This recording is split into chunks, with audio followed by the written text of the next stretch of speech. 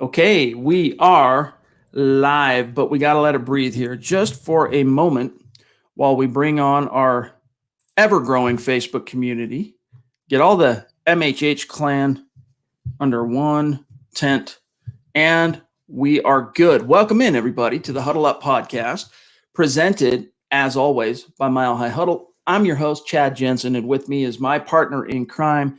You know him, you love him. He is the deputy editor of milehighhuddle.com, Zack Kelberman. Zack, we were like, well, what should we open with tonight?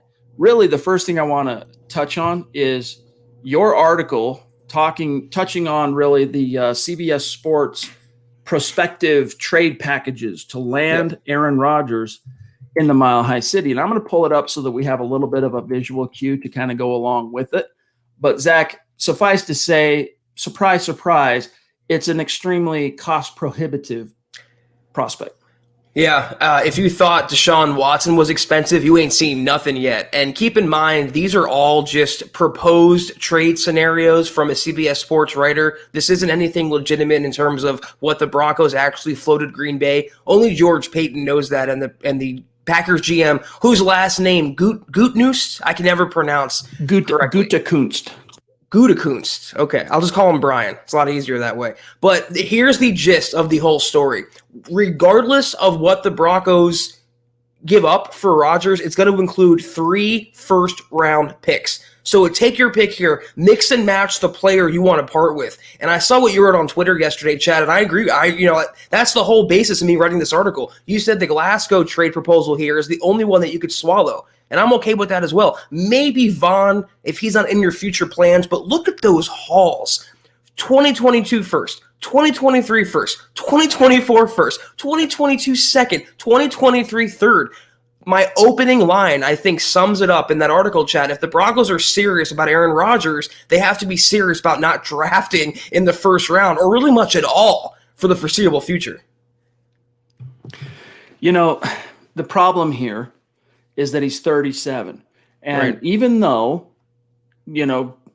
Tom Brady's playing until he's 42, he's kind of the unicorn, right?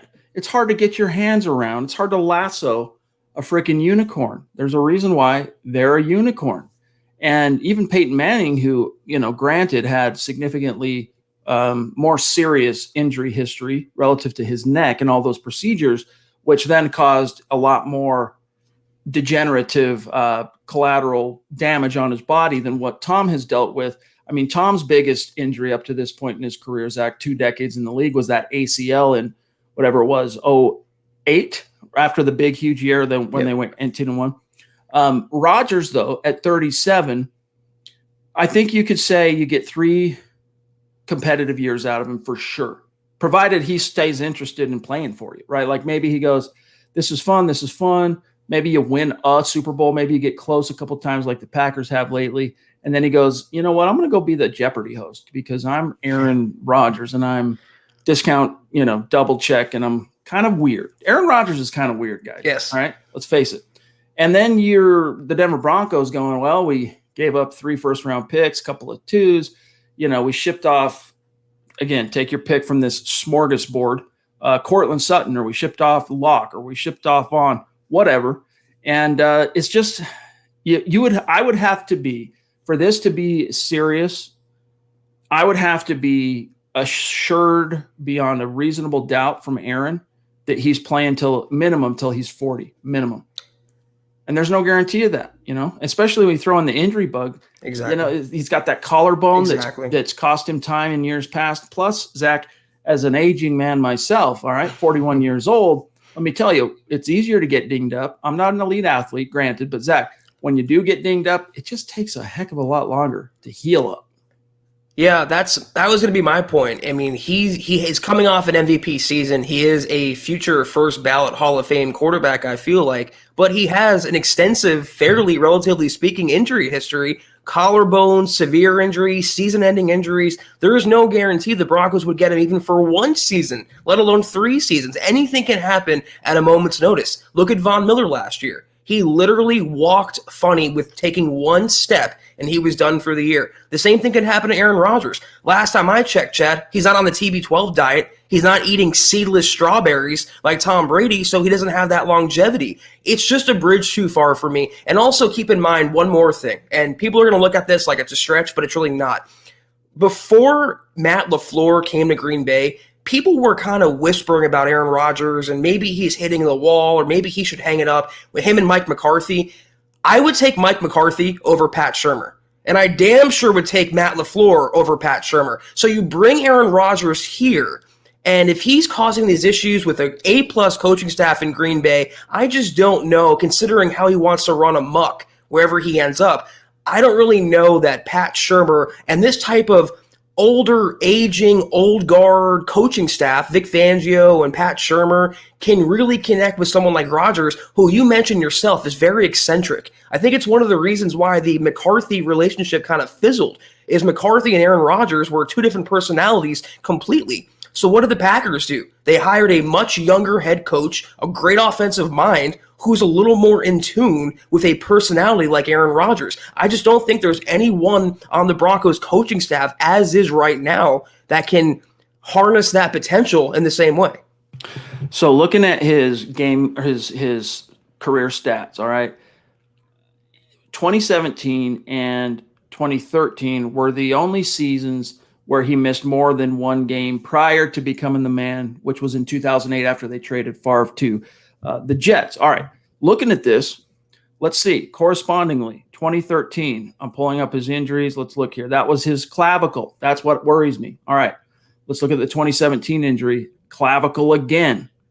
That's my concern with Aaron. Everything else, is the type of thing you see just from being a pro athlete, an aging quarterback, concussion here or there, calf strains, things like that. It's that clavicle, man, that, all it takes is just like when you saw Drew Lock get sacked in that Pittsburgh game that hurt his shoulder and cost him the next few weeks. It's just in the worst way when the stars align, and you never know when that's going to be. So relative to the prohibitive cost, man, it just gives you a reason for pause. I'm not saying right now like it's a complete non-starter. And as you elucidated there, Zach, at the top of the show, we're not talking about some bona fide insider here that said, look, this is what the Packers are specifically seeking. This is a guy spitballing, but I don't really think he's too far off the mark in terms of the firsts and the seconds. Now, whether or not a premium player is really on the table here for the Packers, that would be what gets him over the hump. That I'm not so sure of, but I think to them the biggest thing would be those premium round picks basically for the next 3 years. Yeah, and the problem, a lot of Broncos country, similar to the Deshaun Watson, Russell Wilson, any quarterback that became available veteran-wise, some Broncos fans are drawing parallels to Peyton Manning. But once again, we have to remind you, Peyton Manning wasn't acquired via trade. All they had to do was lay out a contract. Not only would you take on Aaron Rodgers' contract, which he's still signed for the next couple seasons, you're also giving up franchise-altering capital. I mean, we're all impressed because the roster Elway the last couple of years put together, George Paton put together this year, all that would be for naught if you not only strip assets from that team, but take away the star players they've already accumulated. Cortland Sutton, Bradley Chubb, Drew Lock, whoever. I just think there's a limit, Chad, to how much you can give up. Not for a 31-year-old quarterback or 26-year-old, but 37 years old with a fairly extensive injury history. Absolutely. And we got Dave from Georgia in the house, one of our great superstars. He says, I was skeptical at first, but after watching some tape, Javonte Williams looks like a beast. He reminds me of Nick Chubb, hashtag Broncos country, hashtag let him hate. Yeah, definitely a very similar running style, very thick. He's 220, right? 5'10", 220. He's actually a lot closer body type-wise to Clinton Portis coming out in 02.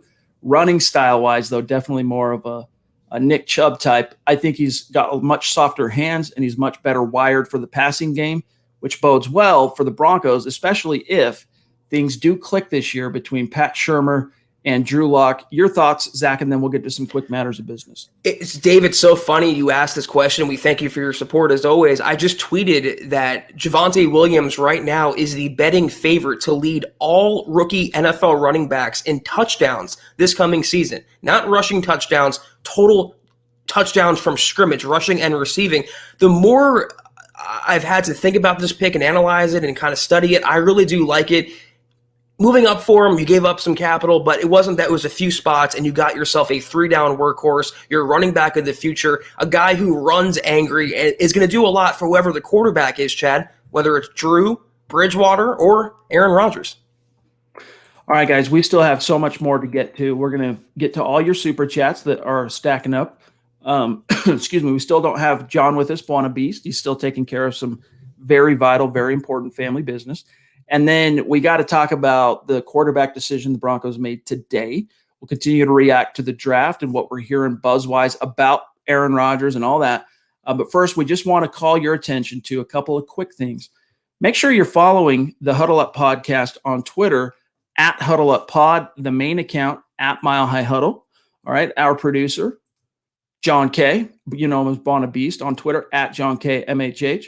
My partner in crime here, Zack Kelberman, at Kelberman NFL on Twitter, and myself at Chad and Jensen. Tonight's live stream pod is brought to you by the Facebook, the Mile High Huddle Facebook Super Supporters. If you want to become a supporter, you want to get access to Kelberman's Corner, which is every Sunday at noon, and the Trickle Zone, which is every Saturday at noon, plus additional content we're rolling out. Go to our Facebook page. There's the address. Open it on your phone. Find it. Click the big blue button. And even those of you with us right now on Facebook, you can do it while you're watching. Scroll to the bottom where you would put in your chat. You'll see that little green icon at the bottom of the mobile view. You click that. You can sign up to become a supporter.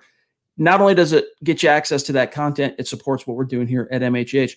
Also, gang, check out the merch store, huddleuppod.com, and get your swag on. Get a hat, get a T-shirt, get a mug, face mask. We got tank tops. We got T-shirts, hoodies, little something for everybody. And again, another great way to support what we are doing here at MHH. Rep your team's colors, support the brand. And if you're not in a position to do those things, guys, it's all good. We're just stoked to have you with us. No lie. We appreciate each and every one of you. Please make sure you're subscribed, all right, wherever you're listening. Like this video. All right, this is our humble plea to you. If you're watching on YouTube or Facebook, like the video while you're with us. Even if you can only afford to catch 2 minutes because you're running to the kids' soccer game or whatever, give it a quick like. You have no idea how much that helps us. And then number 3, look, it's the litmus test. If we're doing a good job for you, or at the very least, if you respect the effort, share this out there. Help us continue to grow and reach new like-minded Broncos fans just like you. One last thing here, guys. I'm going to tease you just a little bit. We have a really cool announcement coming down the pike this week that pertains to the Huddle Up podcast and all of the Mile High Huddle podcasts. I can't really spoil it quite yet because it's still in the works this much, but we got some fun news, big news, some really good news for Mile High Huddle, really good news for the Huddle Up podcast coming down the pike very, very soon. So stay tuned for that. And as soon as it's 100% on ice, locked in and done, we will clue everybody in. All right. All right, real quick, Zach, I saw one up here from Jason O'Neill. Let me see if I can find this, and hopefully the stream didn't jump it. Here it is.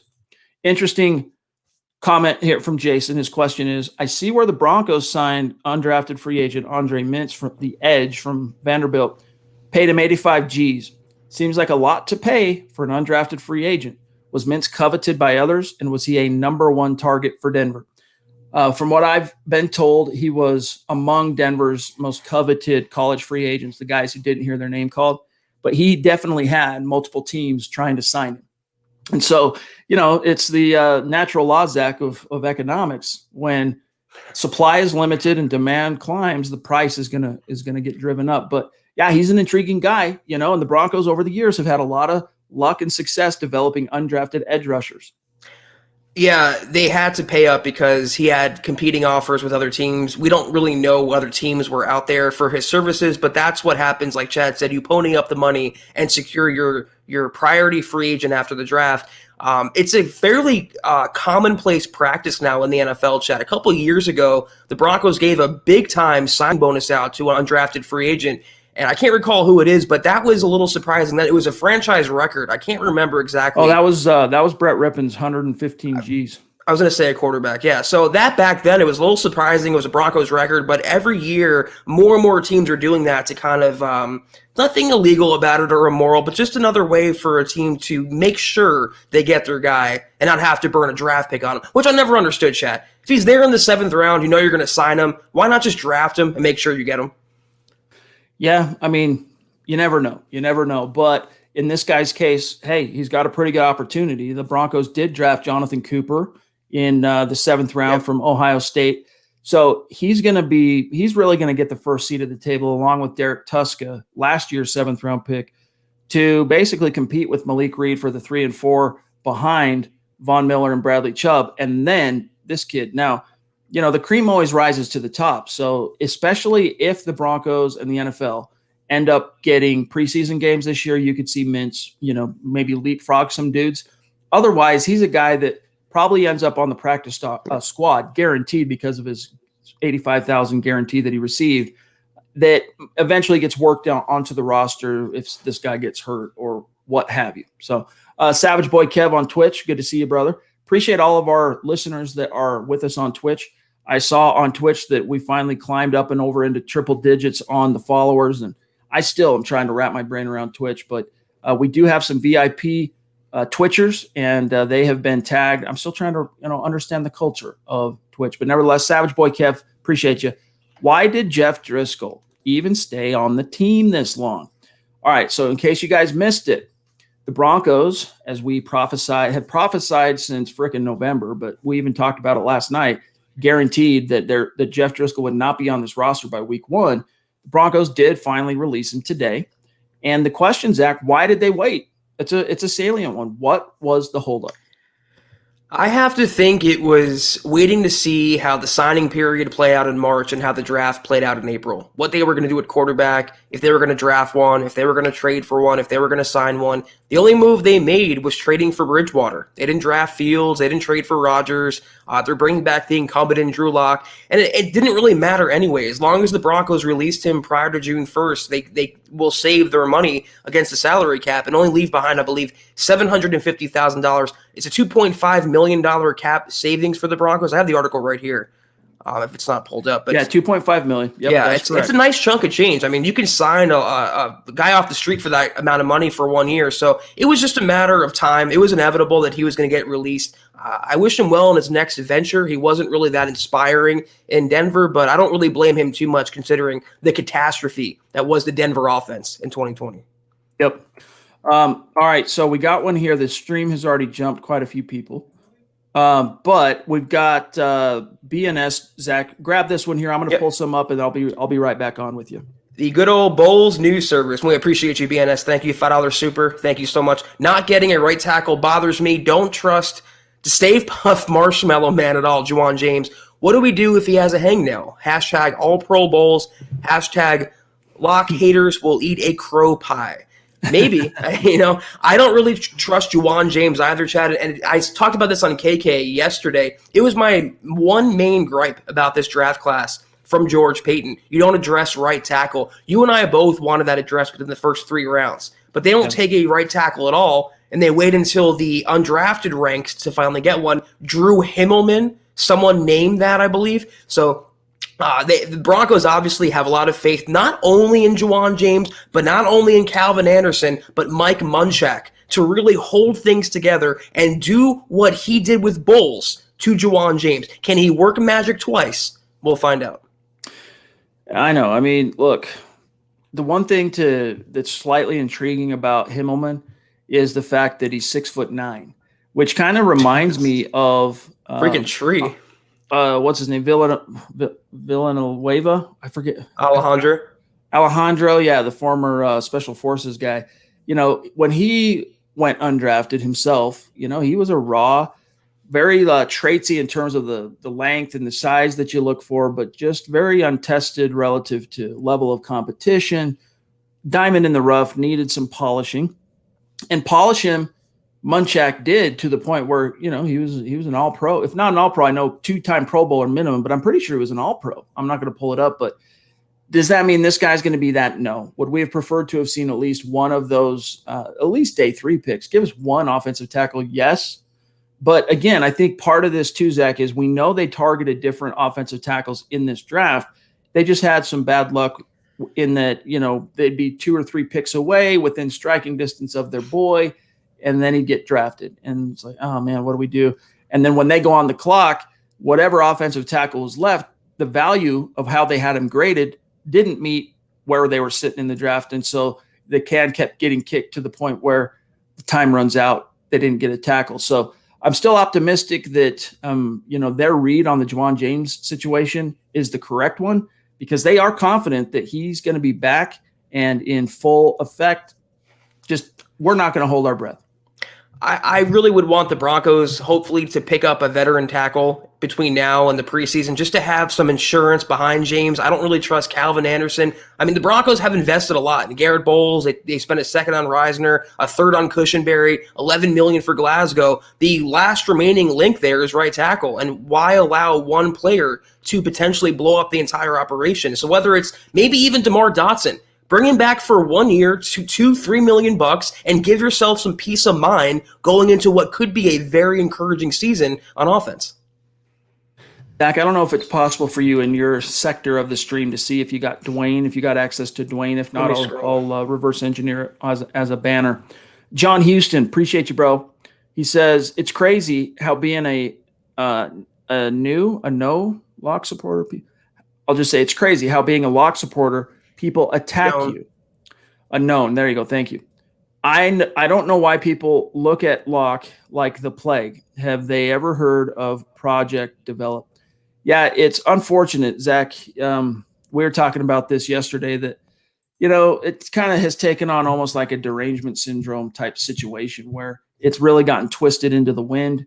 Much more is made about his lows, and not because, again, we're honest with everybody when we say, look, we can recognize that there were some times last year, especially where everyone was very worried about what they were seeing from Drew Lock. But to paint him with the brush of being just this almost like embarrassment, an afterthought, a joke. I mean, you got anonymous coaches in the Athletic pre-draft clowning Drew Lock when they were talking about Zach Wilson. It really is just out of control. It's a kind of derangement. We'll just call it lock derangement syndrome. We might as well, Zach, because it has become that. And unfortunately for Drew, there's only one way to flip that script, and that is get out on the field and leave no doubt. Because as much as, all of his different, obstacles, the unique obstacles he faced in 2020, those that are deranged from lock derangement syndrome, they omit, they look past, they avoid, they ignore, they don't want to talk about those things. And even Elway in that Mike Silver piece that you and I were talking about before we went live, even Elway said, look, fans, the public, they're impatient. They want quarterbacks to come out of the box and kill it. But there's only so many Patrick Mahomes that come out in a generation. I mean, it's very hit and miss. And who knows how Patrick Mahomes, how his career arc would have turned out if, knock on wood, whatever, if the pandemic, Zach, would have taken place in 2018, all right, when he got his first real swing at the plate as the man. So it's just, you got to give it time.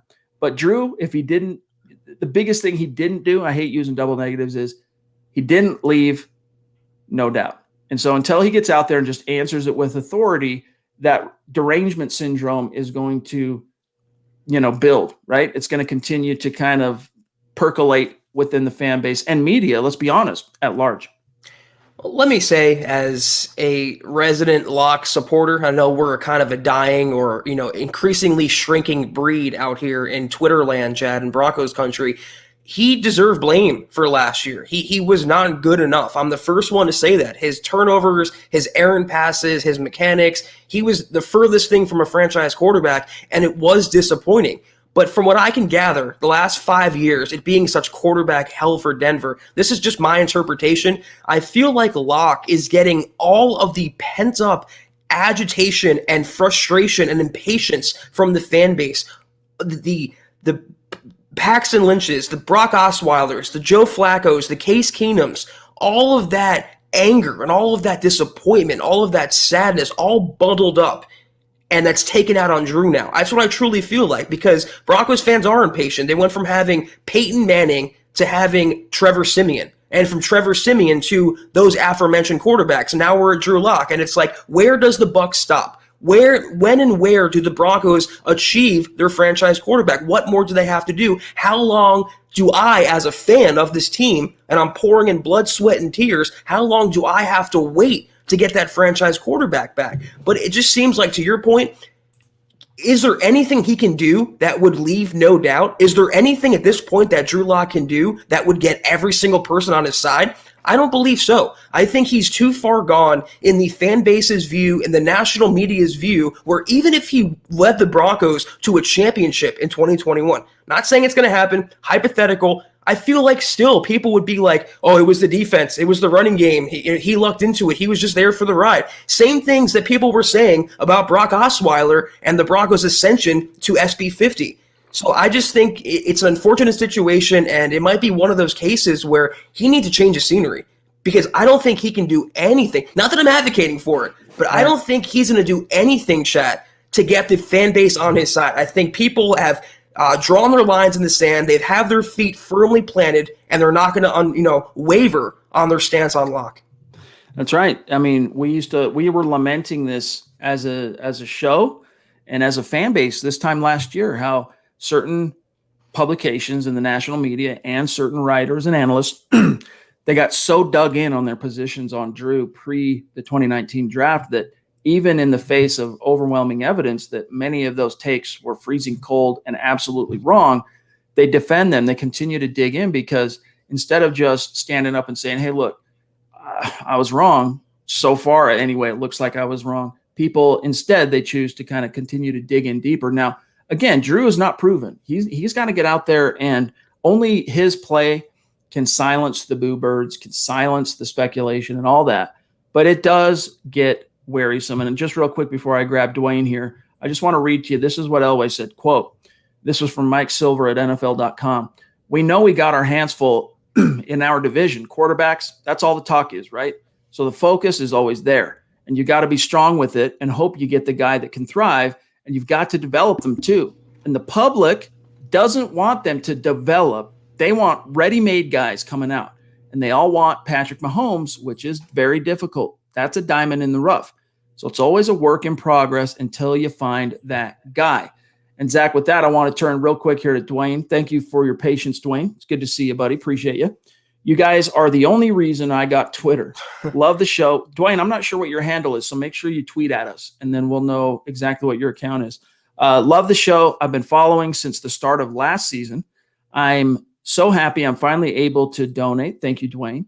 Don't get me wrong. I love Brandon Perna of That's Good Sports. Just a little goofy sometimes. No hate. Yeah, Brandon, he does a great job. Brandon, I think, does a phenomenal job of walking that line between being comedic and bringing that funny, and also having at times some very serious and well, crafted takes and football, opinions.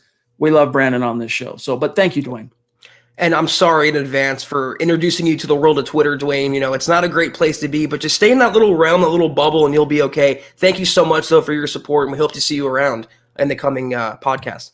Tom El Greco up there in Canada. Appreciate you, my brother. He says, I think Peyton wants to build a team and call his own, then bring Rodgers to disrupt things. If Locke develops, he will bring us there in the near future, guys. Yeah, I mean, if, we'd be having an entirely different conversation, my opinion is, if the pandemic doesn't happen last year relative to the whole NFL. I think Drew, even when they kind of pulled the rug out from under him and fired his offensive coordinator and brought in Pat Shurmur, I think he would have had a much better, much better odds of succeeding last year in his real year two, but really it's his first year as the guy. If he didn't have those just lack of reps, Pat Shurmur, I got to tell you guys again, I try to remind this to fans because of the LDS, as we referenced earlier. Look, Pat Shurmur even said in October, amongst other things that we've talked about recently on the show, that basically the number of reps that the Broncos had had up to that point in the season, so from training camp, Zach, all the way to like October, that counted training camp, practices in between games, and game reps. Those reps combined up to that point were where the Broncos would have been if they would have had off-season training program, preseason, and regular training camp. So he was behind the eight ball. In other words, like the very reps he was getting, let's say going into week 8 against the Chargers, where he led that furious comeback in the fourth quarter. Those are the very reps, the comfortability that he had with the scheme at that point in time that he probably would have had week 1 opening the season. That's basically what he was trying to say. And this is the whole basis for the argument for people like you and I who want to see Locke unvarnished for 1 year, get a full, complete, fair opportunity. And I want to preface that by saying I'm not advocating for the Broncos to pass on Aaron Rodgers to start Drew Lock in 2021. But if they don't get Aaron Rodgers, they don't trade for anybody else, they don't acquire anybody else, if they're going into the season with Locke and Bridgewater, people like Chad and I just want to see what he can do given a full, fair, complete opportunity. If he doesn't do what he should, and that's be the team's no doubt starter, be the team's leader, help the team win games and not win in spite of Locke, then we'll say that he wasn't or was the guy. We just want to see one opportunity. But if you can get Aaron Rodgers, I mean, Chad, I think I can speak for you. You don't really pass that opportunity up. I mean, he's Aaron Rodgers. But right now, all we can talk about are the quarterbacks on the Broncos roster, except for Brett Rippon. And it's Locke or Teddy B. And if in that scenario, you and I both feel like Locke can beat out Bridgewater, and in that scenario, we just want to see what he can do in a full season's opportunity. Yep. I mean, look, who's on the surface, apples to apples, when faced with this Sophie's choice of do you take Drew Lock or do you take Aaron Rodgers? I mean, who's not going to take Aaron Rodgers? However, it's not just an automatic for me. I would want to be very considered in that move based on what it would take to get him, because if I think I have a better chance of succeeding next 3 to 5 years with the team I have now and those future first round picks and second round picks, then giving up those things and Aaron Rodgers, then I might just stay with where I'm at. But I won't know until I know what the actual ask is from Green Bay. Chris P, good to see you, bro. Also, this splitting time with Locke and Teddy is dumb. Develop Drew or don't. This is a waste of time. You're preaching to the choir there, my friend. I think that, in a relative open competition, Zach, where, it's let the best man win. The best case scenario, like if you bring in, what's a good way to put it? Even the 2018 Denver Broncos, where you had just paid a veteran in Case Keenum, and you had, underperforming first round pick still on the roster at this point in the offseason in Paxton Lynch, and kind of a rising developmental guy that was starting to pop in Chad Kelly. Even in those situations, like you need to get those young guys reps, but the one guy had already proven beyond any shadow of a doubt that he was a bust. Like Paxton Lynch had proven by year 3 heading into that offseason, he wasn't going to work out. Even in that situation, Zach, I would have said, look, no, give all the first team reps to the guy who you think today, your best guess, gives you the best chance to win. Obviously, that was Case Keenum. That's why you paid him. And then if Chad Kelly and or Paxton Lynch start nipping at your heels with just outshining you in practice, then it forces a conversation. Then maybe we start splitting the reps. To just say off the cuff that it's going to be 50-50, as Chris here intimates, the problem with that, Zach, is Drew needs all the reps he can get as a young quarterback still developing. And when you give 50% of those with the first teamers to Teddy Bridgewater, once again, you're caught in that vicious circle.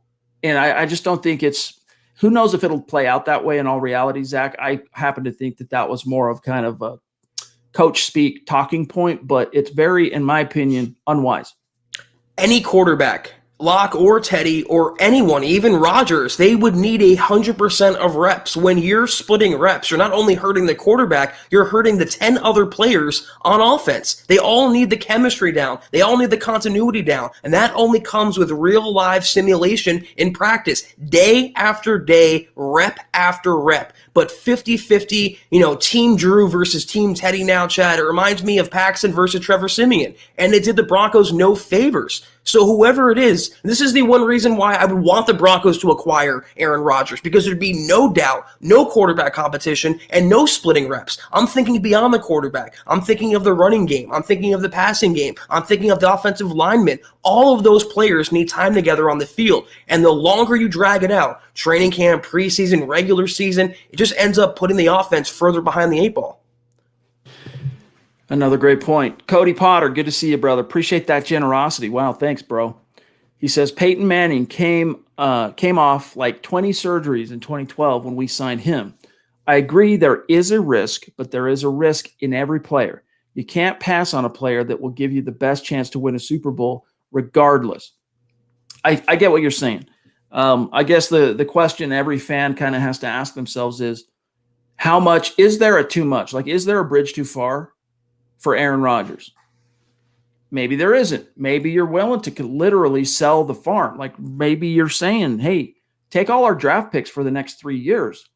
But, when that time comes, if it comes, when push comes to shove, I'd like to know what that information is. And I'd probably still just err on the side of, hey, it's Aaron Rodgers. Let's roll the dice. But I just don't think, knowing kind of what the scuttlebutt is, Zach, of what the ask is likely to be, because even on Thursday night when the first round was kicking off, we were hearing from the insiders that the starting conversation is 3 number 1 picks. That's still a steep. Now, if it's Aaron Rodgers at age 32, it's a very different conversation. Aaron Rodgers at 37, it's enough to at least give me pause and make sure I'm absolutely confident this is the answer to, hey, we got a 3 to 5 year window. We're going to win a world championship. Let's go. Yeah, I mean, there's certainly risk to it, but I think even Drew Lock's mom would look us in the eye and say, you know what, the Broncos, if they had a chance to acquire Aaron Rodgers, I definitely understand them replacing my son.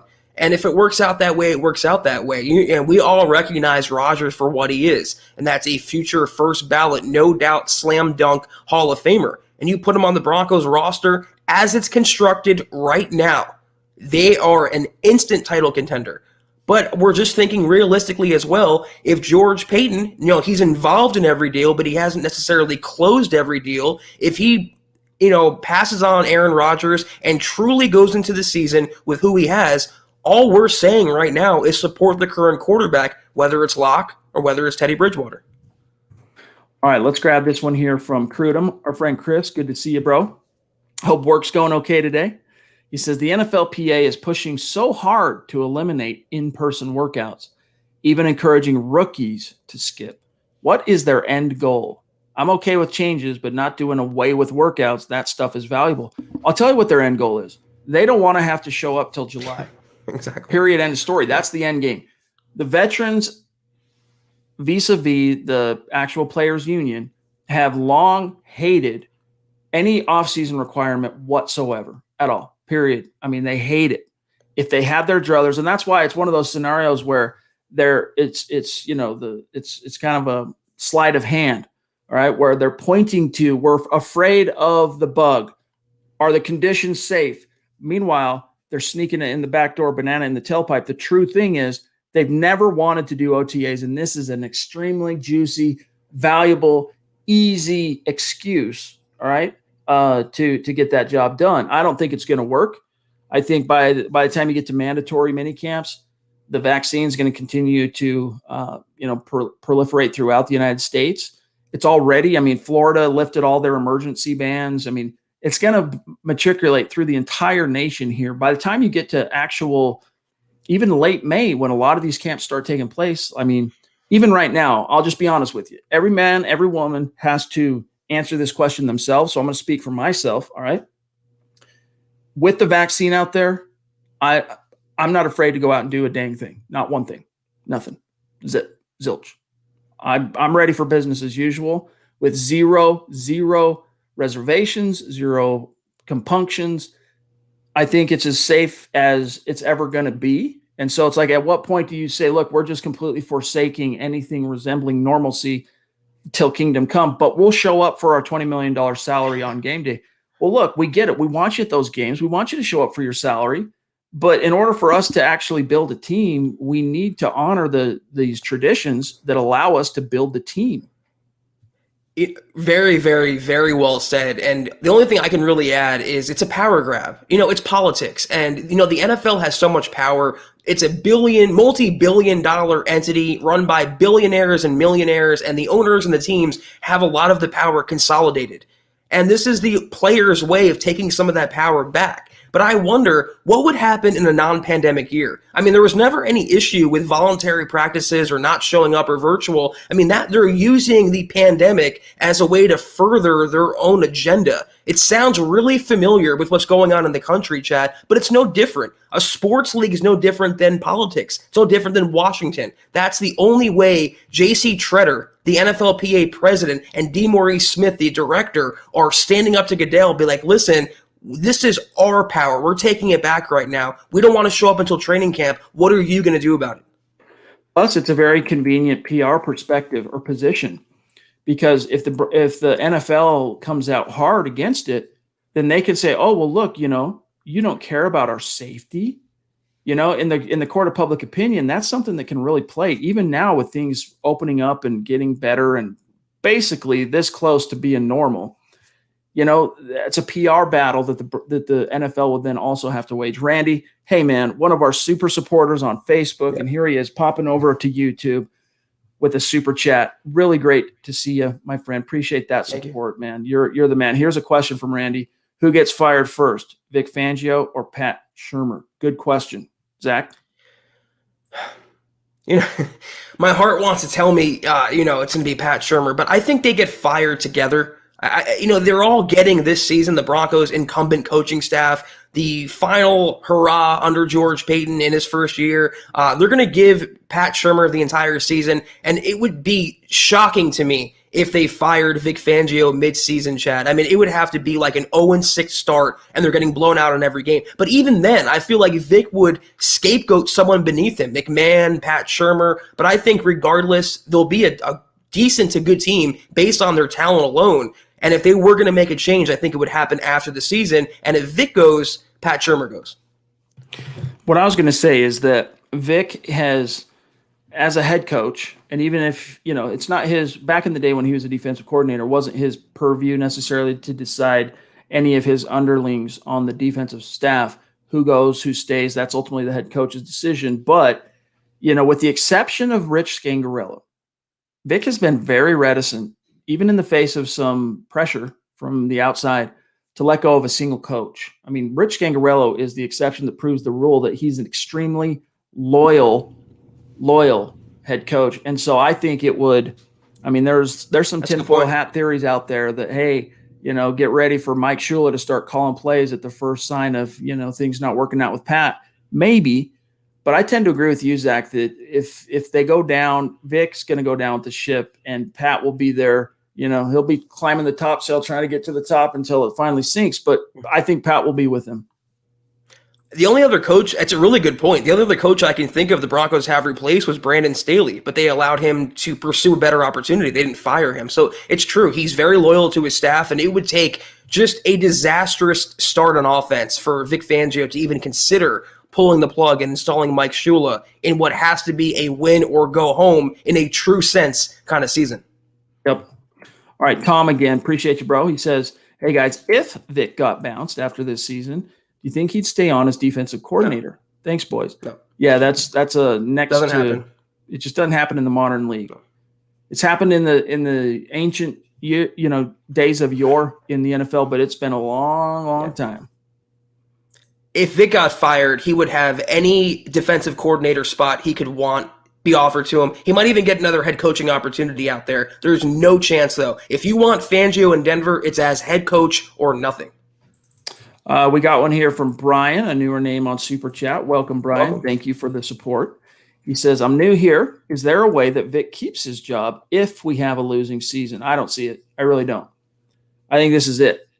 It's put up or shut up in the NFL. It's a production-based business.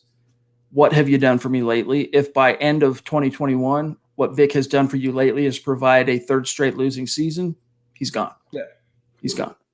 And the Broncos really went against the grain hiring Fangio in the first place. They took a really big chance not going for an offensive coach and not going for a younger coach. They went for an older defensive coach. So 3 years, 3 non-playoff seasons. If they finish, I got to do the math now, 8-9, 7-10, there's no chance you can keep him around. The only sliver of hope I can even see being a slight possibility is if his defense is like number 1 in the NFL and the offense is wrecked by injury. Teddy goes down, Drew goes down, Aaron goes down. It's the only chance. But even then, with Peyton coming in, not getting a chance to install his own coaching staff in year one, I have to think anything less than a playoff season is curtains for Vic and company. I have Chris P again. Appreciate you, bro. He goes, I love Rodgers, but this would be a bad move. Stay the course or go get Watson. I still think this can happen. I mean, I don't know why you would want Rodgers but not Watson if for any other reason than age. But yeah, it's in the wind. It's possible. The Packers are doing everything they can from a PR perspective to telegraph to their fans, look, we're not just willy-nilly giving up on one of the top 3 most legendary players in our franchise history. We are going to fight this to the bitter end and really try to persuade him. But the latest scuttlebutt, Zach, is that his power play is that he's the ultimatum is, look, you either fire the GM, Brian Gutekunst, or trade me because I'm not going to play for Gutekunst, or I think I'm pronouncing the name right. It's a weird name. Then you get all the other scuttlebutt and the predictions, and everyone's circling the AFC West, not the NFC West, the AFC West. He's a California boy. His fiance is from Boulder. Jeopardy, all that stuff. It doesn't take a rocket scientist to kind of connect the dots to the West. But, if you take what Mark Schlereth said at face value, when he was reporting what he was on Twitter Thursday night, one of the texts he ended up getting was from Aaron Rodgers himself saying, hey, what are you hearing? Because and to me, what that implies, if we just accept it for a second, right, just for as a hypothetical, if we accept it as face value that it's true, Aaron Rodgers is texting Mark Schlereth, what are you hearing? To me, the implication is, yeah, Denver is a destination I'd be happy with. I'm hoping it happens. What are you hearing, dude? Like, keep me in the loop. Like, but then why wouldn't Aaron be in the loop, right? Exactly. If there was an actual trade. So there are some, conflicting rationales there. Well, first of all, if I'm giving up multiple first-round draft picks and I'm taking on a massive contract, I'm not acquiring the quarterback with, 20 sexual assault allegations to his name. I'm taking Aaron Rodgers in that case, age aside. But, it's still a massive investment the Broncos would have to make, and it goes against every fiber of George Payton's being. And you mentioned what Rodgers supposedly said to Mark Schlereth. That seems like someone who's putting out the smoke and saying to one of his media arms, hey, what'd you hear? Is my plan working? What are you, he's almost like fishing. That's the impression I got from that. This seems like it's a power play on Rodgers' part. Whether he wants some sort of contract, restructure, addition, whatever, whether he really wants the Packers to fire their GM, I don't know what his end game is, but it seems like he's doing a lot of this plotting, and he's putting a lot of this information out there. Wouldn't be surprising at all. Kathy, good to see you. Appreciate you. One of our longtime superstars. She says, and by the way, did you get your mug? Let us know when you get it. Send us a picture. She says, my prediction for where Rodgers plays this season is Green Bay. Thanks for the excellent draft weekend, MHH. Hey, thank you. Yeah, I mean, I don't know. It's a tough decision. If you're the shot callers in that front office, it's like, hey, do we want to because it's not just a matter of what do we value most, is it Aaron or our GM? Because I think on the surface, that's an easy answer, right? It's how weak do we look if we cave to the player on the GM? Like, that's a big, big cave, man. And it could create all sorts of PR blowback as well as league blowback. I mean, it basically emasculate your franchise in the eyes of the other owners, right? Because, we're on the side of the players 99.9% of the time, but the owners, man, that they would see that as you just can't allow players to dictate organizational meta positions like the GM. I'm going to quote Charles Robinson, the Yahoo Sports NFL insider. I think he said it best. Doing that is way too much power for someone like Aaron Rodgers. Being able to handpick or hand fire the GM, some sort of compromising middle ground could be, listen, if we do make a change, we'll advise you. Who do you want? Where do you see your vision for the franchise? Where do you see the Packers going? Give him some sort of influence. Give him some sort of power, but letting him handpick and make executive changes as a player, way too much. That sets a really dangerous precedent that a proud franchise like Green Bay, I don't think they're going to enact. They can't, because then it could create a domino effect, all right, across the league. And it could affect not just the Green Bay Packers, but other teams in the months and years to come. It is a very tenuous precedent you'd be setting. And that's why I'm saying, NFL owners, man, I can guarantee you the first time that phone rang, the first time that story leaked that he's demanding the ultimatum, fire him or I'm gone, or trade me or I'm retiring or whatever, I bet dollars to donuts that phones rang in Green Bay from a few different franchises, the leadership owners like the Jerry Joneses of the world, saying, hey, if there's any truth to this, man, whatever you do, you can't cave to that, because that could affect me down the road. Do not do that. Michaela, good to see you. I'm sorry we can't show your profile pic. We're having to do it the old-fashioned way here tonight without John. But we love you. Appreciate your generosity as always. She says, I'm not sure I really want to spend that much, even for a future Hall of Fame quarterback. He is 37 and got maybe 3-4 years. Lots to think about. Indeed. And, in terms of the timeline, Zach, one of the things we heard was delaying this whole thing from happening Thursday night. I'm sure this was only a fraction of the reason. I'm sure it was more due to the fact that this got sprung on the Packers in the court of public opinion the day of the draft, and they just weren't going to budge on something that monumental within less than a 24-hour window of time. But one of the things were the financials, and they would take a grievous dead money hit, whether they traded him now or even after June 1st. But after June 1st, it becomes a little more livable. Like, you can at least live with it post June 1st. So it could be one of those deals where a deal is made behind the, closed doors. Hey, yeah, we got a deal with you, George. It's done. But we can't consummate till, June 2nd. I think it goes from like 34 million to like 13 or 14 million, maybe even less than that. So it's much more palatable for Green Bay to move him after the fact. I want to bring up one point, though. The latest rumor about Rodgers that came out today, apparently the straw that broke the camel's back was the Packers cutting the wide receiver Jake Cromwell. I think I'm pronouncing that correctly. And the only reason he's upset about that, not necessarily because of losing the player, it's because they cut him after he praised that player. So do you ask yourself this for 1 second? He's proving to be really a little bit more of a diva than he's let on throughout the years. Would you want to give up 3, 4, 5, whatever first-round draft picks, take on that massive contract, and tie yourself to a rental quarterback that's one transaction away from being passive-aggressive toward your front office and demanding your GM is fired? That's my drawback with A-Rod.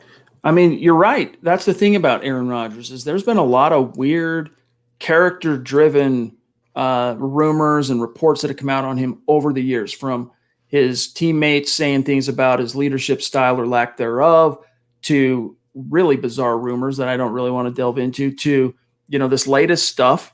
I mean, Peyton Manning, you never had that. Tom Brady, you never heard that. Drew Brees, you never heard that. The other giants of the era.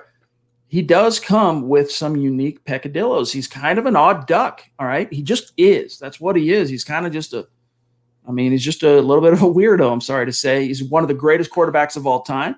I have always thought he was a little bit overrated, but I've had to eat my crow on that a little bit. The last 2 years, ever since LaFleur got there, 2 consecutive NFC title appearances. They lost them both, but I've had to eat that crow a little bit. Jake King, appreciate you. After the draft class is finished, who are some free agents left that would make sense for us to sign, and do you see any happening? Zach, here's one that would make sense. The tight end the Broncos signed today. Yeah, Eric Saubert, the former Bears, former Falcons, and former Jaguars. He started last year a couple games for the Jags. He's really, I hate to say it, a Jag. And no pun intended, he's just another guy. He's an ordinary type player. He might not even make it to the final roster, but I think he's the built-in replacement now for Jake Butt as the blocker, the third tight end behind Noah Fant and Albert O. So that's one guy you mentioned. Obviously, they signed. Another guy I mentioned already was DeMar Dotson. I'm not comfortable going into the regular season with Juwan James, Calvin Anderson, and Drew Himmelman as the top 3 tackles. And then what's your fallback from that? Having Dalton Reisner move to right tackle. So pick up maybe DeMar Dotson, pick up another tackle, and strengthen the few places on this roster, Chad, that aren't already strong. Amen. Here's just some quick background. Zach has a story that'll be a little bit more in depth coming this evening, but here's what you need to know about the new tight end. He's a blocking tight end. All right. 6'5", 253, fifth year out of Drake. He's appeared in 40 games with Atlanta, Chicago, Jacksonville. Let me run by you his combined stat total. You ready? 10 catches, 85 yards. And he's also thrown in half a dozen special teams tackles. So there you go. They brought him in because they don't have that linchpin blocking tight end. And this is the guy that they think, could be that for him. It's not often that Pat Shurmur runs two tight end sets. And when he does, it's not often that he calls a running play there. But they at least want to have that as a prerogative should situation dictate. All right. Cobsters, appreciate you, bro. Hey, remember the Manning era feeling? Great post-Manning feeling? Absolutely hated it. I don't want to go through that again. Let Locke grow. Denver Broncos for life. Yeah. Yep. I feel you. It's, it's one of those things where it's like, you hear scenarios in your life, like, oh, my kid did this, and someone's telling you a story. My kid did this, or my kid did that. And you hear them say that, and you're like, well, I would never do that. I would not do that. And yet, until you're actually in that position and you're in that person's shoes, you don't really know how you would react. And it's similar to that. Like, we can sit here and spitball and speculate till the cows come home, but until it's actually an offer on the table and the Packers are willing to deal and they're listening and they're ready to go, it doesn't really matter. We don't even know necessarily. We might feel like we know what the ballpark is going to be in terms of cost to get Aaron Rodgers here, but we could be wrong on that. Like, the Packers might not require 5 premium round picks between rounds 1 and 2 over the next 3 years and a Pro Bowler like a Von Miller. We don't know. So it's fun to speculate. We're not going to stop doing that. It's fun for the conversation, but until it gets a little bit more real, tangible, we're spinning our wheels, but we're having fun doing it. Yeah, it's, you reach a point of diminishing returns talking about it. You're bashing your head against the wall. So I'm going to just piggyback off the tight end signing real quick. A little fun fact. The new tight end intersects and reunites with Wade Harmon, the Broncos tight ends coach. He knew him from Atlanta, so there's some sort of familiarity there. But next question. All right, let's see here, guys. We are at 57 minutes coming up on, so we don't have too much time left. Let me see. Very active chat. We got, 600, 800 almost on YouTube, another several hundred on Facebook, Twitter, and Twitch combined. Great having each and every one of you with us. Thanks for being with us. Michaela, again, thank you, my friend. She says, no offense intended, but all those negative people make my head hurt. Why do they even bother watching the games? LOL, MHH for life. Yeah, it is odd. Again, we have marveled over how Drew Lock has turned into like Paxton Lynch on steroids to an increasingly growing swath of Broncos country. Like, it's become comical. It's perfect way to explain it is as a derangement syndrome, all right? Lock derangement syndrome. And if it's deranged, good luck trying to rationalize with it. You can't rationalize with that. So. Yeah, we're going to just keep talking about the same kind of thing. And it's funny, I did a video with Kim Becker on Patrick Surtain when they drafted him, and I literally opened up by saying, because George Paton passed on Fields and Mac Jones, a sect of Broncos country, reactionary-wise, was saying, dismantle the franchise, cancel the season, nothing matters anymore. And it's just impulse. It's just emotional, the ups and downs, the ebbs and the flows of rooting for a team that hasn't been relevant or in the playoffs for half a decade now. So it's going to come with that territory. All we can hope, though, is whoever's quarterbacking the Broncos this year takes them back to that promised land, because it can't happen fast enough. Yeah, I mean, it's a dubious distinction for John Elway to be the first, Hall of Fame quarterback to win a couple of rings and then win a ring as a GM, to then be also the GM that presided over the first time in the Super Bowl era, winning a ring and then missing the playoffs in each of the 5 ensuing seasons. It's unfortunate, but that's why, I mean, just by virtue, Zach, of the law of averages, I think this could be a year the Broncos finally turn the ship around, and it helps them a little bit. The new playoff bracket, the way it's shapes up, you're probably not going to beat the Chiefs out for the AFC West just as constituted. But if you get a little luck, maybe like, you don't want to wish ill on a player, but if like a Mahomes got hurt or something, you got a window into maybe usurping the Chiefs. But first things first, you got swept by the Raiders last year and you split with the Chargers, and you barely split with the Chargers. I mean, it took a miracle Drew Lock comeback to split with the Chargers. So, first things first, figure it out. Crude him. Chad, he didn't throw that game-winning touchdown pass. KJ Hamler just caught it. Drew Lock had nothing to do with that victory. I know.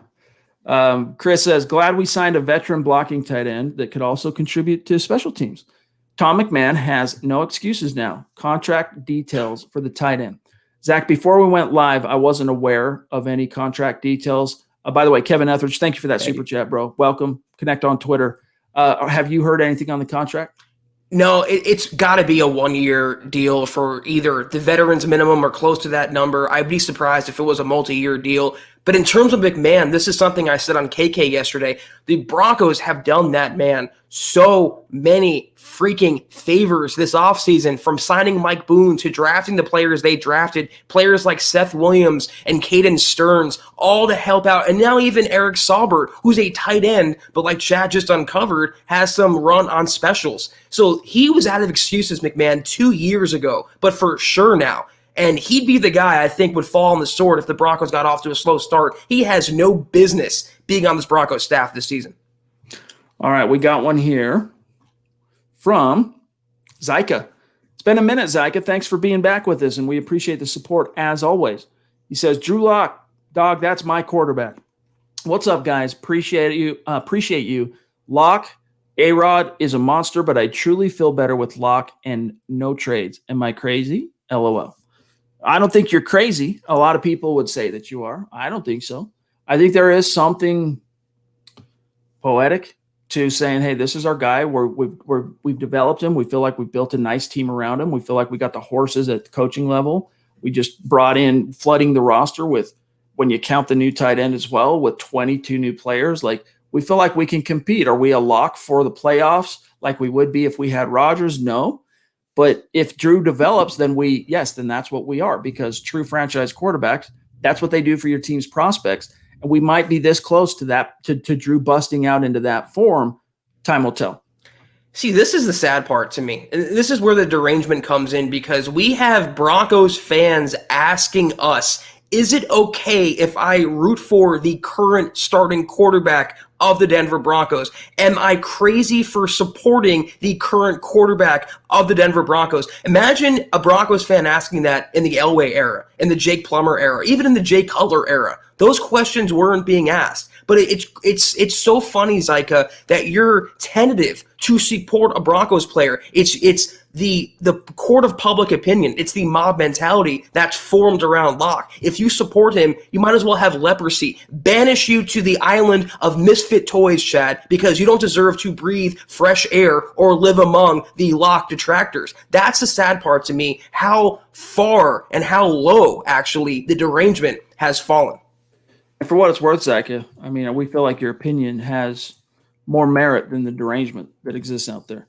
Chi Town, I think his name is Scott. I had to shorten the handle to fit your whole as much as I could of your comment. Appreciate that. Very generous super chat. Connect with us on Twitter. He says, good evening, gents. Regarding Aaron Rodgers, it's a risk, yes, but healthy, I believe instantly we are a favorite to go deep in the playoffs. In our division, can you say the same if we don't trade for him? Absolutely not. No one can say with a straight face the Broncos are a lock for the postseason right now, because we don't know yet how the quarterback situation is going to resolve. And yes, if Aaron Rodgers comes on this team as constituted, knowing you're giving up your thirds for the next, or your first rounds for the next 3 years and your twos, you're still making the playoffs if he stays healthy for those 3 years. Just based on the team you have now, you're going to make the playoffs. Are you going to win it all? That comes down to your opinion on Aaron Rodgers as a true closer.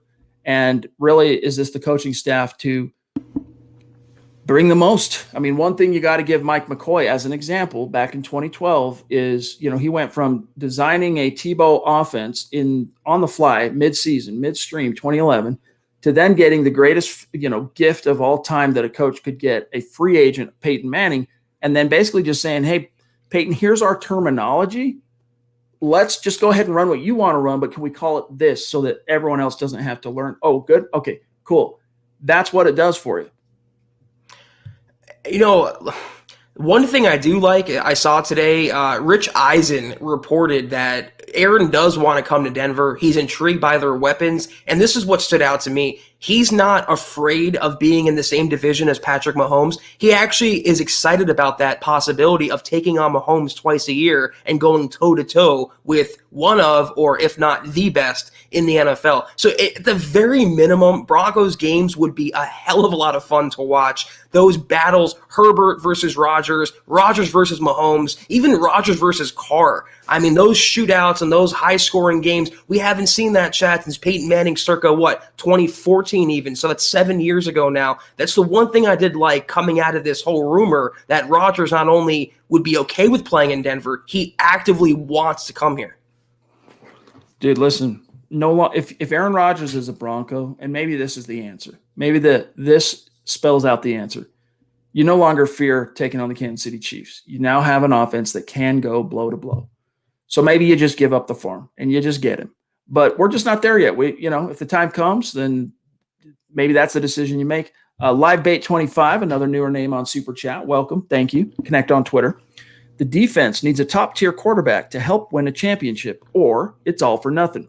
No-fly zone defense won it all in 15, but they also had Manning. Yes, that gets missed so often. The narrative out there is, the no-fly zone dragged a half-dead Peyton Manning to a world championship. Look, Brock deserves credit for his 7 starts, going 5-2, helping the Broncos secure not just the division, but the 1 seed. All right, but then Peyton coming back in week 17 and being there for the playoffs. I'm telling you right now, if you don't have Peyton Manning as your trigger man, you're probably not beating Pittsburgh, even at home. You're definitely not beating the Patriots again at home, even though Brock got lucky with a freaking miraculous fourth quarter and overtime in that Sunday night game in 2015 to beat the Patriots in the snow.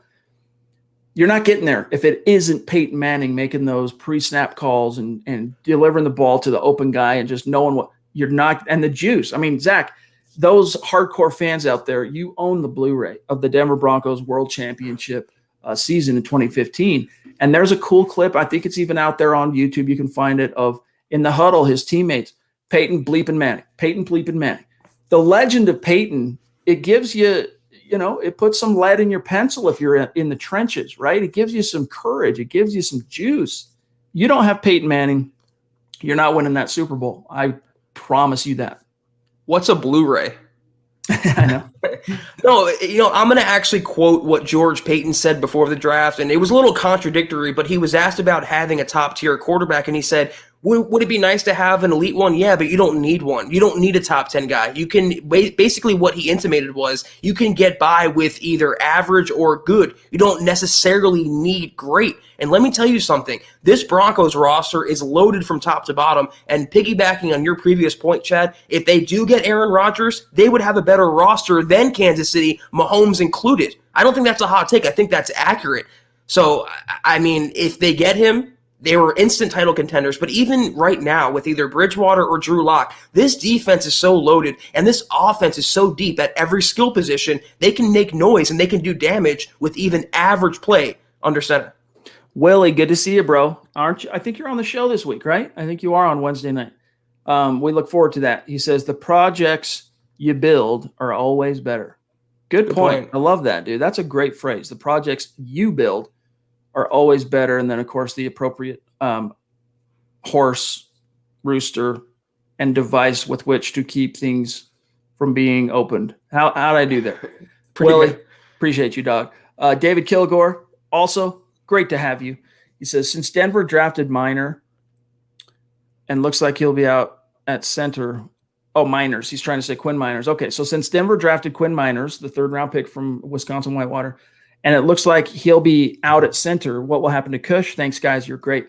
It's not a fait accompli. He's not being penciled in anywhere right now. He's going to compete. They like him at center. I think some fans misunderstood that report. The report isn't that Quinn Miners is our new starting center. Right. The report is, all right, he's an interior guy. Is he a guard? Is he a center? Broncos like him initially as a center.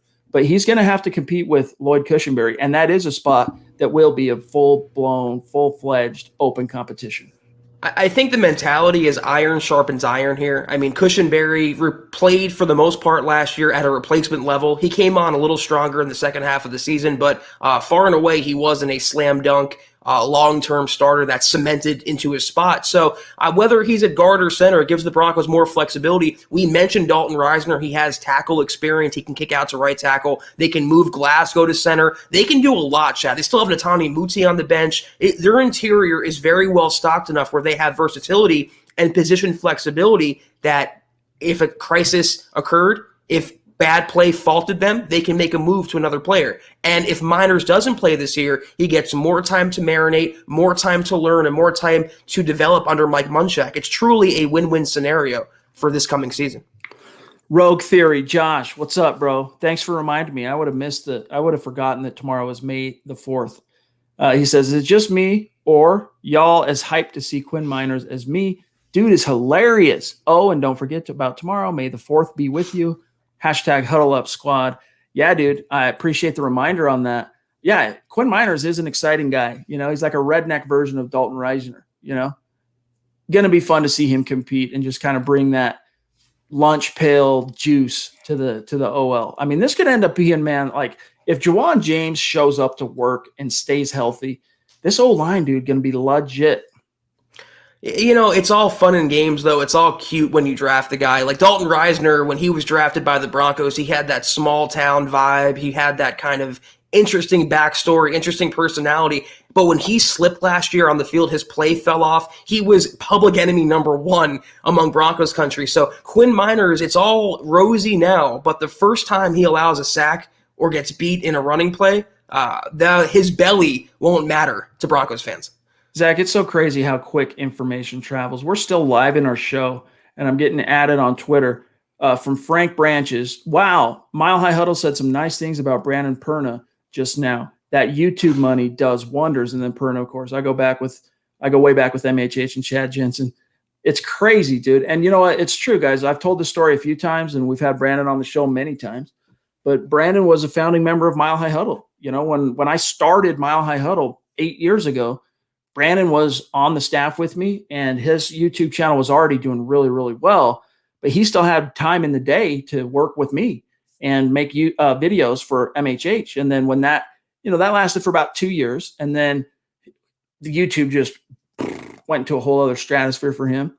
And I'm like, dude, go do that. You know, this is where you belong. You're a freaking star. You're rolling, dude. Like, we're gonna be okay. You go do That's Good Sports, and it's paid dividends, obviously, for Brandon. And I still watch Brandon. I watched him today, actually, this morning. His lament over the Broncos passing on Justin Fields. He was really hoping for Justin Fields there, Zach, like a lot of Broncos fans were. Yeah, I get it, but he's a good guy, big friend of the show, so I'm a fan of Perna. All right, the chat just jumped, man. It's times like this, it's like, man, we need our producer Johnny Baby in the house. Zach, we're at where are we? We're at hour 12. We got to hustle, yeah. And the chat just did a massive jump. So rapid fire time, ladies and gents. It's for real rapid fire. All right, Dave from Georgia. Some of these I might not even. So here's what I'm gonna do, Zach. I'm going to throw them in real quick in the banners. Start setting them up, and I'll answer as I'm doing this. But you started off here with Dave from Georgia, and then I'm just going to furiously copy and paste these in. Yeah. Dave hopping in, $10 super. Thank you so much, Dave. As always, your support, it's incredible. He says 3 number ones is a bridge too far in my book. Hashtag let them hate. And the thing is, though, Dave, it's not just 3 number ones, though, real quick. It's 3 number ones, second-round picks, mid-round picks, and also a star player like a Sutton or a Bradley Chubb. So I agree with you. There's a limit even for a player of Rodgers' caliber. Now, Corey jumping in, Chad, real quick, $10 super. Thank you so much, Corey. Good to see you around here. He says the Raider game performance was that bad by Drew. I mean, it looked like he had never played football before. That's when a lot of us left the Drew train. It was that bad. I assume you mean, Corey, the first Raiders game, because Drew Lock looked night and day better in that second Raiders game in the season finale. He looked like a more complete quarterback, a more mature quarterback, much more poised, more calm, in control of the huddle. And I think even though they lost and it wasn't his best game stats-wise, I think that was his best performance in a Broncos uniform. And that's why we're saying, I mean, as the season went on, Drew Lock did show marked improvement from the first half of the season, and that's all we can really go on until we see him on the field this year. Yeah, I don't blame you in terms of the alarm, because he went through a stretch there from, I'll say, he came back in week 6, played lights out against the Patriots, had a ton of touchdowns, dropped 4. Then he threw 2 picks halfway through the fourth quarter and then went into a slump from there. And that those next 3 games, he didn't climb out of it even remotely until the fourth quarter against the Chargers. And then even then, it was like, all right, he goes to Atlanta the next week. I would argue he was worse against Atlanta than he was in that Raider game, but nevertheless, then the Raider game. And it was that stretch where we're right here with you going, what in the heck, dude? Like, this is not just he's playing poorly, like clear, evident signs of regression. But what you're missing here, my friend, is what about from week 13 on? Right. Beats Miami. They were cruising for the playoffs until they ran into the Broncos buzzsaw. That changed their whole season. From then on out, he was a different player. Why don't you talk about that, dog? Corey H., the Raider game. Oh, that was it. A. Rose. Love this draft by Peyton. Lots of necessary depth pieces and playmakers this team needed. Peyton continues to impress. Hope you guys are well.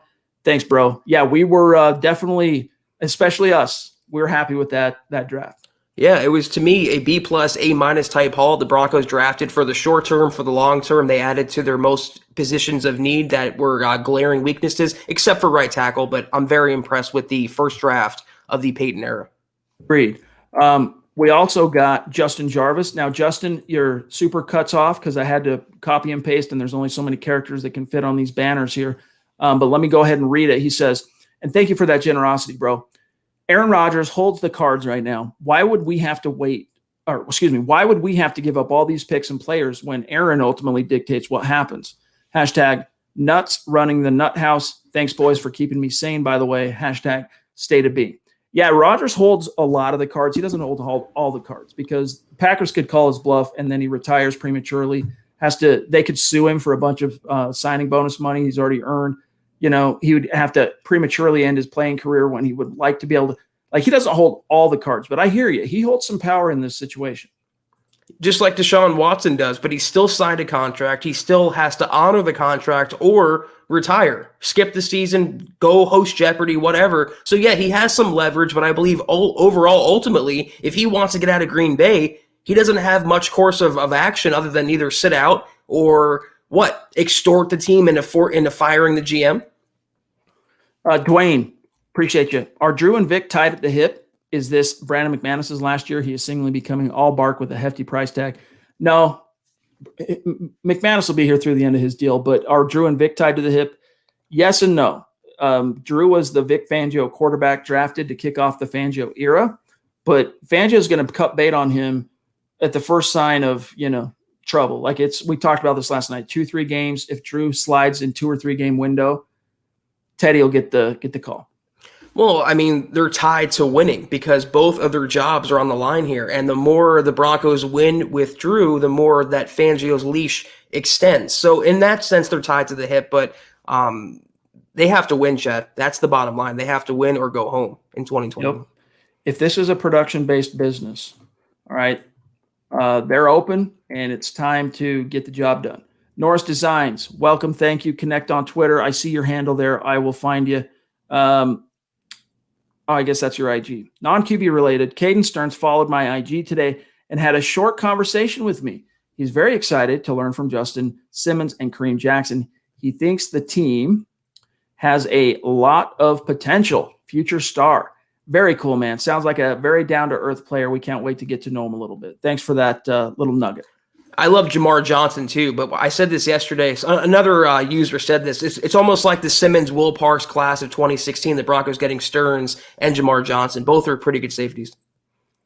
All right, we got one here from Live Bait again. Thanks, bro. Who's your go-to player to send to Green Bay for Rodgers, and how many first new fan from New Mexico? Love the show. Thank you. Of that scenario that we talked about at the top of the show would be Graham Glasgow. But I would, if it's 3 1s, Graham Glasgow, and 2 2s, I'll try not to gag and I'll just do it.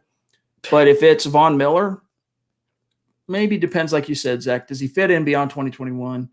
If it's Cortland, no. If it's, I can't remember, Drew, I would do it if it was Drew. If you really are going to get Aaron, go ahead and make Drew part of that package because he kind of would deserve it and he would just wither on the vine here. But good question.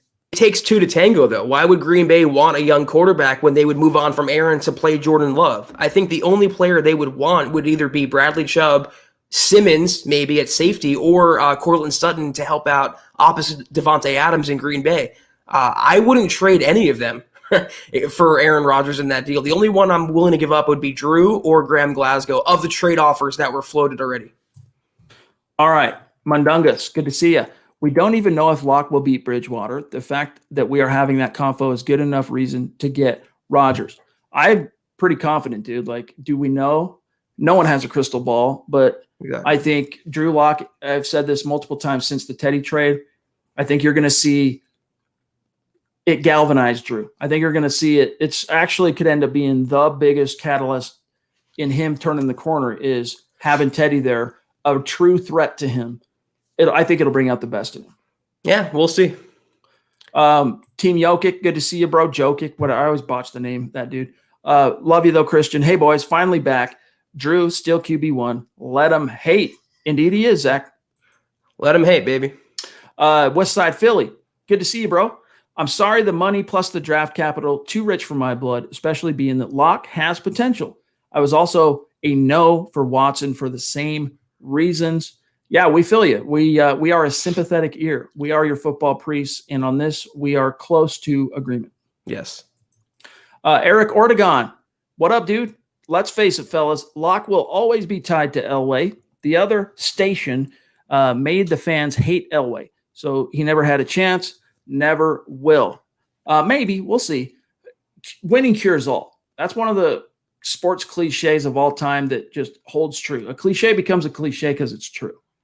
Winning cures all. So if Drew can come out and win in 2021, even if it's not perfect, pretty stats, Star Wars across the board, then I would say 80% of those, LDS people, all right, the locked arrangement syndrome people, that they're going to come around. They will. He's just got to go out there and bring home the bacon. And let me just tell you guys something, though. If George Payton starts Drew Lock this year and they bomb, he will be tied to George Payton as well. So it's not just purely Elway. He's not the GM anymore. This is purely Payton's operation. And he had a hand in, if they don't, not trading for Deshaun Watson, not trading for Aaron Rodgers, not taking Fields, not taking Mac Jones. If he starts Lock, that's on Payton himself for this year. Christian again. Thanks, bro. Finally here to talk draft. I love the Patrick Surtain pick. Just not over Fields and Slater. He really stuck Peyton to BPA and finally got some depth. Jamar and Javonte were my favorite picks, B+. Right on, dude. We're out of time. So tomorrow morning you'll get Broncos for breakfast, and then tomorrow night building the Broncos. I'm sure they'll be like 99% draft oriented. So stay tuned for that. Let me throw in Baron Browning. Probably my favorite pick in this draft for the Broncos. But yeah, Javonte and Jamar Johnson is such a steal where they got him there. It's just, I'm so excited to watch him play. Willie, he's saying, I'm on the 26th. Let me look at my calendar. I got you down for the 5th, dude.